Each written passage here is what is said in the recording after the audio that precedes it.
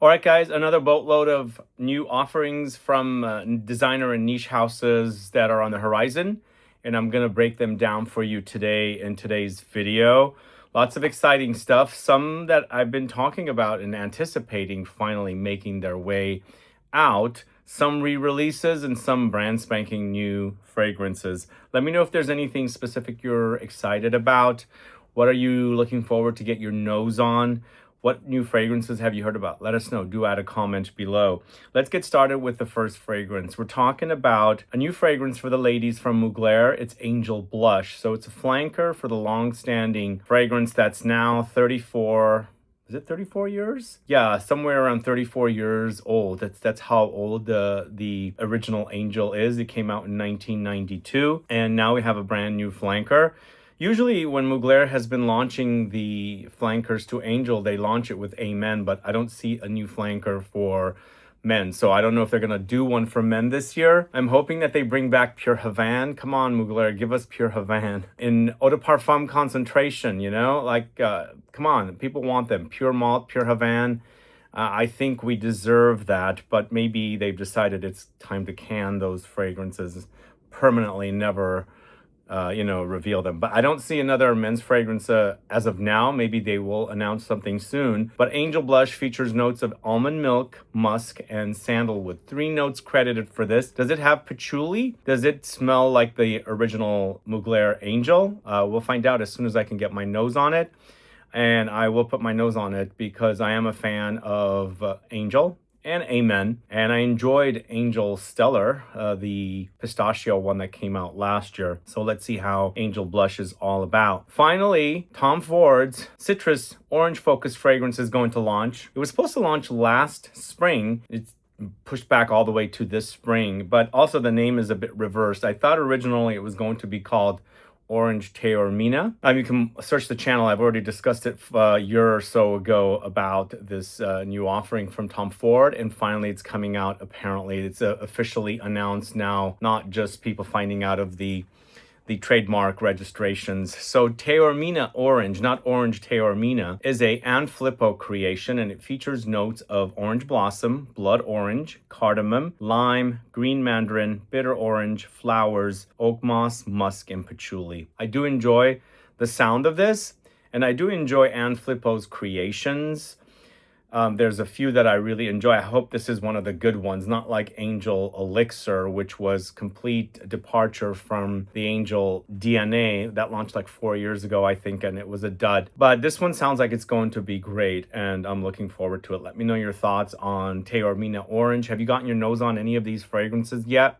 Let us know, add a comment below. Let's move on to the House of Trussardi. Now, Trussardi has a flanker to the fragrance they launched a couple of years ago called Primo. I'll show you the bottle. This is Primo. That's the original Primo. And this is the presentation. So now they have Primo Note Blue. Blue, I'm assuming it's going into the marine, maybe minerally direction. We will have to get our nose on it. The only thing about Primo, I should say, is that it didn't officially get a release here. It was also a bit difficult to buy. I found a retailer that was shipping to the States. It's an Italian fashion house, Trussardi, and I don't see their fragrances officially releasing in the States. So I don't know if this has made it to the discounters yet. Maybe it will. But let's talk about Note Blue, featuring notes of ginger, grapefruit, pink pepper, Irish moss, lavender, sea daffodil, amber, cedarwood, and hazelnuts. So what made Primo an enjoyable fragrance? So it combined maple syrup, tonka beans. It also combined lava and like a minerally note. So it's sweet, spicy, minerally, and it's masculine, but I think it's a woman can totally pull this original Trussardi Primo off.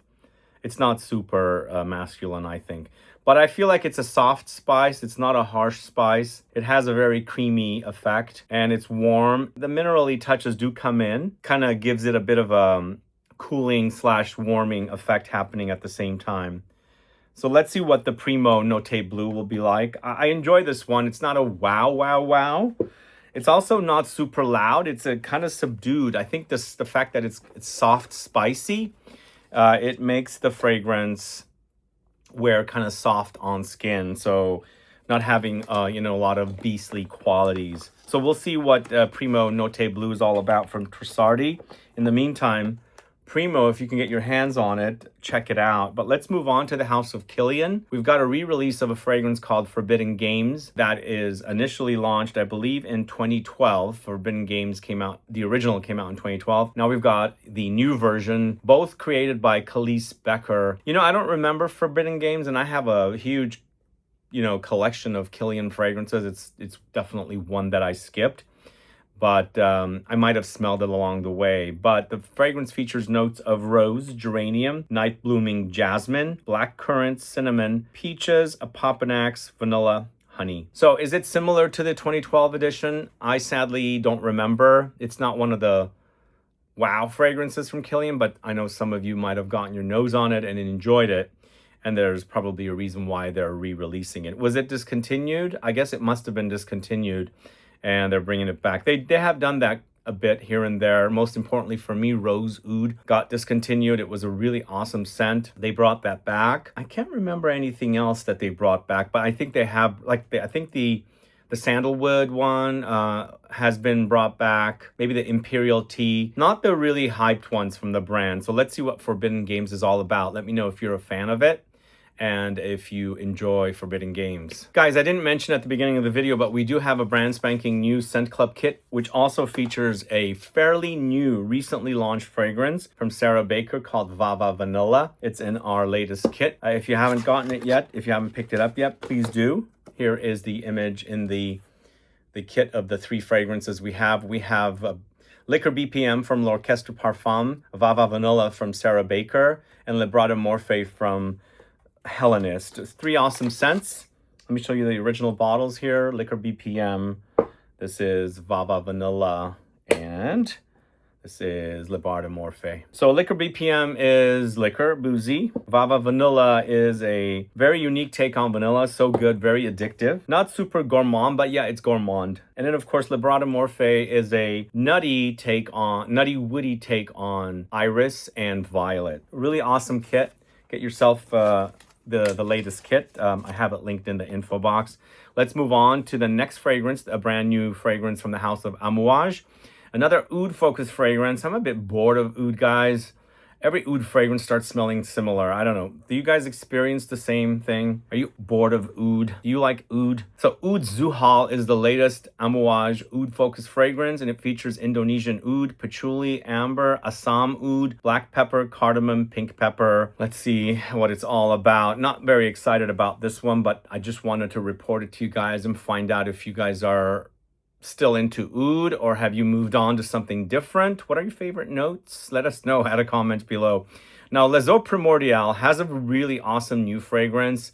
They launched, they're celebrating, I believe, 10 years. Was it last year or is it this year? I can't quite remember. So last year they launched a fragrance created with Arnaud Poilin, who is the founder of Les Eaux Primordiales, along with Julien Rascanet. And I think this is the second collaboration that they've done, and it's called Elevation. And between the two, the first collaboration was an oud focused. I think it was called Oud Supermassive, from what I remember. I haven't gotten my nose on it since I previewed it last autumn. So I'll circle back to it. But for me, Elevation was the one that was the winner, and I can't wait for this one to come out. This is a really awesome, very in line with Les Eaux Primordiales collection fragrances, because originally they were working with Amélie Bourgeois, and they've moved on and they're working with Julien Rascanet for fragrances. And Elevation for me was the winner between the two. It's not that I didn't care for the oud, I'm just a bit bored of oud, as I was saying earlier. But I think it was still a great execution by Julien Rascanet. But you should definitely keep your eye out on Elevation. So Elevation features notes of roasted sesame, cardamom, hazelnuts, pear, cinnamon, freesia, orange blossom, ambroxan, gaiac wood, sesame, vanilla, white musk. Yep, I can't wait for this one to come out. It's really, really quite good. And I think definitely we'll talk about it as soon as I, get my hands on it and let you guys know about it. So the next fragrance is from the house of BALMAIN. So they have a new feminine targeted release in a signature collection. I think BALMAIN licensed or signed with Estee Lauder about 4 years ago. And then they launched some, I think, non-alcoholic perfumes or hair perfumes. And then eventually they launched their luxury collection, and now they're going backwards to the signature line. This new fragrance is called DESTIN, and it's created by Quentin Bisch. Who else? I think a lot of the luxury collection from BALMAIN are created by Givaudan perfumers, including several of them being from Quentin Bisch. But DESTIN features notes of akigala wood, ambrexolide, I think that's how you say it, lilies, patchouli, peony, pink pepper, sandalwood, and strawberries. So it's a feminine targeted release. I assume that once they launch this one, they will also launch a male targeted release in the signature line. But we'll see. I mean, Quentin Bisch is super popular and he's got a following, and I think it'll be fairly successful unless it's so completely disappointing. But we shall see what they've done with it. But moving on to Maison Francis Kurkdjian, they are bringing back a fragrance actually, Oud Velvet Mood. I mean, look at this. Like, they haven't really launched anything brand spanking new for a long time. Every single MFK release, well, Kurkdjian I think was fairly new, which to me it's a disappointing release. But everything outside of that, post the announcement of Dior and Kurkdjian working together, has been re-releases, and now they've brought back Oud Velvet Mood is what it is. And I have the original here. I would have preferred Oud Cashmere Mood because I enjoy that one a bit more, but I heard from the grapevine that this is coming. So are they just going to re-release everything that they've discontinued? Is that what's going on? And Francis is focusing on Dior fragrances, the launch of Dior fragrances. I have no idea why that happened, but I think it was last year when Kurkdjian launched. I didn't buy a bottle of it. I felt like it was a bit not really super exciting. If I find a great deal on that one, I will buy it. But, you know, I do enjoy Oud Velvet Mood. If you haven't gotten your nose on it, do. In fact, for me, it does remind me a little bit of Oud Cashmere Mood, but it's a bit different. It does feature notes of suede, peach, and oud. And of course, it's created by Francis Kurkdjian. And I believe Oud Velvet Mood and Oud Cashmere Mood were both launched with the initial launch of fragrances like Oud Silk Mood. And I think they had the Oud Silk Mood, or maybe Oud came first and then Oud Silk Mood, Oud Velvet Mood, and Oud Cashmere Mood were launched. But let me give you a little bit more thoughts on Oud Velvet Mood. This is an extrait of Parfum. Yeah, it does remind me a little bit of Oud Cashmere Mood for sure. Slightly different. Let me smell Oud Cashmere Mood. I wish they were going with this. When I first fell in love with Oud Cashmere Mood, I ended up buying the little atomizer set from the MFK boutique. I feel like Oud Cashmere Mood for me is a bit more buttery. Imagine grease and butter together, but not grease like cooking grease, more like car grease and those kind of like not edible grease, because it does smell a bit like industrial, and I think that's the kind of oud that Francis is using. But there's similarities for sure between. Velvet is not as buttery, as I said. It doesn't smell as rich, and it smells a bit more like oud, whereas Cashmere has that kind of buttery, like almost like very thick, fatty butter, but more like industrial, not necessarily edible. But either way, we'll see what Oud Velvet Mood has become once they launch it. Let me know your thoughts if you are a fan. Which do you prefer, Velvet Mood or Cashmere Mood? Do add a comment below. Let us find out. All right, PENHALIGON'S has a brand new flanker to an existing fragrance, Kurkdjian. I think that's how you say it. And it now is launching in eau de parfum. And I think initially it was an eau de cologne concentration fragrance. And I think it's one of PENHALIGON'S most famous or most popular offerings, because I've stayed at hotels where they've had the products there, and it comes in the beautiful PENHALIGON'S bottles as well. And they have the lotion and the, you know, shampoo and body wash and whatever, conditioner and things like that. So Kurkdjian, originally from 1996, and it is an eau de cologne, and the new one is an eau de parfum. It features notes. Well, I don't know the actual notes breakdown. This is the notes breakdown for the original. It's English oak, basil, lemons, sweet jasmine, woodsy notes, moss, mandarin, lily of the valley. So they have that launching, and then we're moving on to Parfums du Sita, and it's a fragrance called Light of Bangkok, which if you caught my video with her when she was in the studio and being very shy, you would have seen we spoke about it. But it's a brand new fragrance she's created for the Mandarin Oriental in Bangkok, and the fragrance is called Light of Bangkok, and it features notes of jasmine, orris root, musk, sandalwood, vetiver, bergamot, lemongrass, clary sage, ylang ylang. Sadly, I don't have the fragrance here to talk to you guys a little bit about it, but I've been testing it out. And when I first tested it out on camera, it did remind me of tea, and it still does, but on skin, the lemongrass is pretty amped up, so it's pretty potent with the lemongrass. And it's almost like a lemongrass tea effect happening. So it's exclusive to the hotel in Thailand, in Bangkok, and also exclusively selling on the Parfums du Cita website. So Givenchy has a brand new exclusive fragrance called London Confidential. It's a Harrods exclusive, and it features notes of rose, blackcurrant, and cardamom. And this is part of the Particulier collection from Givenchy, which sadly I think is fairly underrated and not many people talk about it. Let me know if you guys are fans of this collection from Givenchy. I think Nordstrom was selling it for a while. I think the big one, the popular one, was MMW, and I think they've eventually changed the name of that fragrance as well, because that was launched as an exclusive event-focused release.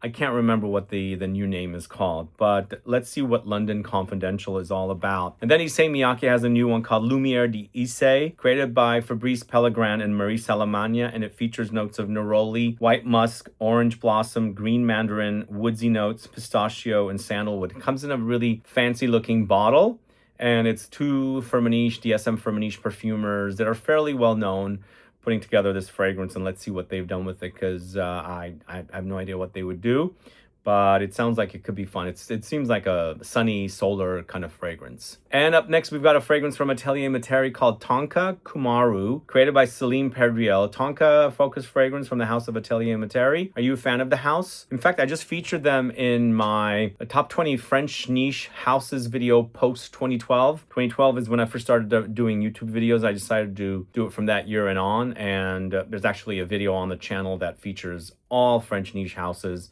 up to the time I shot it in 2021, but the new video is more of a deep dive focus. And Atelier Materi does do some great fragrances. I'm looking forward to Tonka Kumaru, and it features notes of bergamot, bitter almonds, cardamom, cedar leaves, hay absolute, amber, musk, roasted tonka beans, vanilla resinoid. I think it's going to be a hit. I think tonka is a very popular note as of late, and I'm anxious to get my nose on that one. But the next fragrance I'm going to talk about is Molton Brown's Tea Ceremony. I actually got my nose on that during TFWA in September, October in the south of France. I enjoyed what I smelled, so I'm looking forward to get my nose on it again. It did have a very green grassy effect, and it's also created by Matthew Nardin. It's dewy nashi pears, earthy matcha tea, crisp green tea, calming hinoki wood. Now, Matthew Nardin did a fragrance for Kirin NYC, another tea-focused fragrance called Sunday Brunch. I can't remember if they were identical. I don't think they were, because this one was green and Sunday Brunch doesn't go super green for me, but I like to, compare the fragrances and see what they're all about. And the next fragrance is a very interesting fragrance from the house of Histoire de Parfum, continuing on with their This Is Not a Blue Bottle series. And this is a fragrance called This Is Not a Blue Bottle 1.8 Sold Out. And I went to their website, and the information is on their website, but it's not selling. I guess pre-order is happening now, and it's shipped in March. It's $215 for 100 ml. And it's got interesting notes. It says, top note, a spark of freedom, a rush of the unknown, the daring of stepping off the path. Heart note, unshakable confidence, the truth beneath imitation, the rhythm of authenticity. Base notes, a quiet strength, the permanence of self-revelation, an aura of limitless possibility. I don't know what this one's all about, but I'd like to get my nose on it and see what it is. This perfume doesn't tell you anything. It speaks to you. It doesn't describe you. It reveals you. It follows no path because it is yours. It smells of confidence or freedom of the unknown. It smells like what you are when you stop imitating. This is not a blue bottle. This is sold out. So this is not just a fragrance, it's an idea, and once you enter, it becomes yours. The scent doesn't describe you, it reveals you. This is not just a fragrance, it's an idea, and once you enter, it becomes yours. So they have multiple images explaining this.